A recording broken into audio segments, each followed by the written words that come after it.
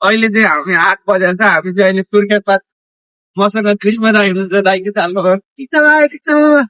दाईले चाहिँ मलाई रारामा सबैभन्दा बढी सहयोग गर्नु लाग्यो दाईले है। सबै लजिङ फुडिङ बस्नु सब दाईको हात हो। दाई नभए म रारा पुग्दा पनि पुग्दिन थियो होला।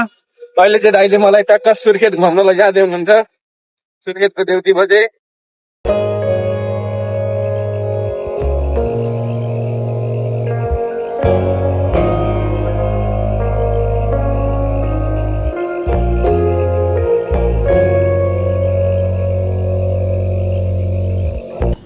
यारिन्दर सुर्खेत होइन, हामी चाहिँ सुर्खेत घुमेर आइसकेका छौँ। बुलबुले ताल के अरे बुलबुले ताल जाने हो घुम्नलाई।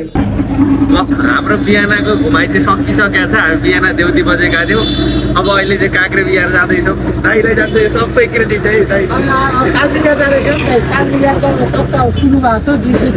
बिच बिचमा भिडियो आउँछ, अपडेट हुन्छ। त्यस हामीलाई दाइले लिएर गइरहनु भएको छ टक्क लाएर।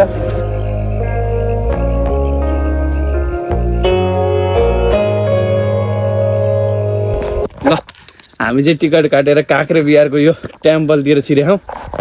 एउटाको 20 रुपियाँ, हामी दुईजनाको 40 रुपियाँको त्यो टेम्पल हो।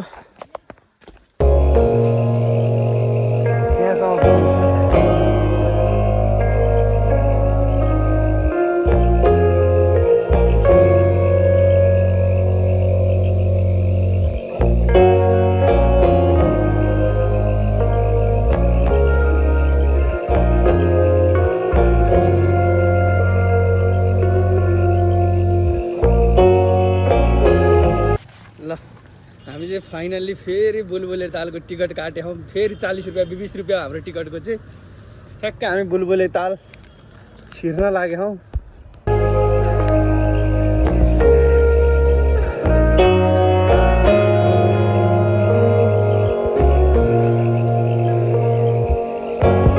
पानी पुरै सुक्या रहेछ।